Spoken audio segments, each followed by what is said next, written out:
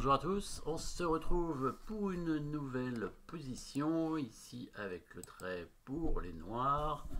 Au niveau du matériel, dame, 2 tours, 2 fous, un cavalier de chaque côté avec 5 pions chez les noirs et même chose chez les blancs. Donc une égalité parfaite, noir de jouer.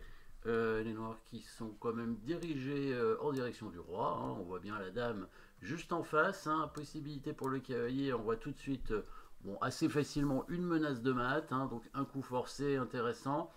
Le coup forcé évidemment le plus forcé, c'est la dame qui prend le pion, et ensuite on pourrait éventuellement amener le cavalier pour faire échec, mais le roi va bouger, et pour l'instant rien de spécial. On remarque évidemment que ce fou est protégé par la dame, hein, ce qui aurait pu permettre au noir de faire une poursuite, donc une répétition de position. Après, peut-être que les noirs, ils ont plutôt envie de jouer pour gagner ici, hein, ce serait pas étonnant.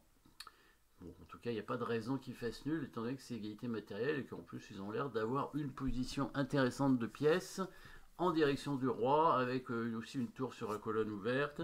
Le fou sur sa case de départ, mais qui peut pas être beaucoup mieux placé. Peut-être qu'il aurait été un tout petit peu mieux sur la diagonale du roi blanc, et encore, il aurait bloqué la tour. Après, à la place du pion, peut-être en C6, pourquoi pas.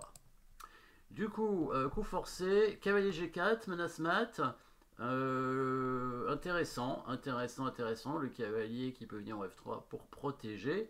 Après, est-ce que ça va pas nous permettre de gagner une pièce avec cavalier prend fou échec, tout simplement, suivi de la prise du fou avec la tour. Ça semble simple, mais il y a peut-être une solution pour les blancs pour éviter ça. Après cavalier G4, ce serait de mettre le cavalier en H3 pour bloquer la dame, et du coup défendre le fou avec le cavalier, et donc la dame blanche ne serait pas surchargée à la défense des deux fous. Mais bien sûr, vous avez bien compris que quand on avait la possibilité de créer une combinaison, très souvent dans les parties, et quand il y a un ordre de coup qui marche pas, on peut essayer de changer l'ordre de coup, et au lieu de commencer par le premier coup, c'est-à-dire cavalier G4, commencer par le deuxième. Ça arrive souvent, très souvent dans les combinaisons, et c'est de toute façon un coup forcé. Donc le deuxième coup, évidemment, c'est tour prend fou, dame prend tour, et ensuite cavalier G4 avec la menace de mat et l'attaque sur le fou. Et qui est aussi une menace de mat d'ailleurs finalement, hein, quand on regarde bien. Mat a l'étouffé, il va quand même mettre son cavalier là peut-être, hein.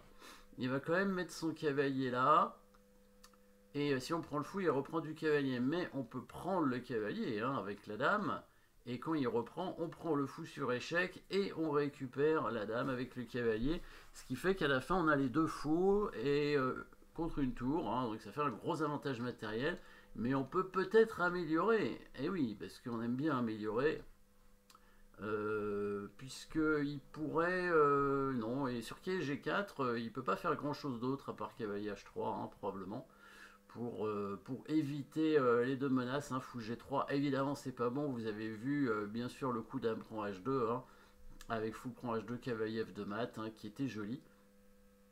Donc cavalier G4 est pas mauvais, mais on va faire encore mieux, toujours les coups forcés, avec 3 fourchettes de cavalier quand même, hein, c'est pas mal, hein. Il va arriver, puisque on va faire dame prend H2 échec, comme ça, sur roi prend H2, maintenant on met le cavalier en G4, sur échec, le roi est obligé d'aller en H1 ou en H3 comme il veut, on prend le fou sur échec encore, et au coup d'après on prend la dame, et on attaque encore les deux tours, le cavalier qui fait 3 fourchettes de suite. C'est encore mieux ici, tour prend fou. Alors bon, peut-être qu'il n'a pas intérêt à prendre la tour, en tout cas, il prend la tour a priori, sinon il perd une pièce. Alors, cavalier G4. Ah, cavalier G4 lui permet quand même de faire échec intermédiaire, hein, donc c'est pour ça que cavalier G4 doit pas être très bon, parce qu'il peut faire échec intermédiaire et partir de la fourchette du cavalier, et donc après il pourra mettre son cavalier en H3 pour défendre, hein. Donc là, cavalier G4 est moins bon. Évidemment, on va tout de suite prendre le pion en H2, on fait échec, comme ça les blancs n'ont pas la possibilité de faire eux-mêmes échec, et on ramasse tout, une première fourchette, une deuxième fourchette, et une troisième fourchette de cavalier.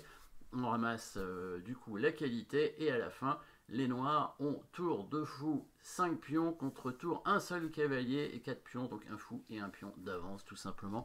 Je pense que la finale ne doit pas être trop compliquée à terminer, donc ça arrive souvent dans les combinaisons, quand vous voyez une combinaison et qui a l'air d'être pas mal mais qui fonctionne pas mais de justesse. Hein, si on avait mis le cavalier là, il pouvait mettre son cavalier ici pour défendre. Hein, ça défend de justesse, mais ça défend. Hein.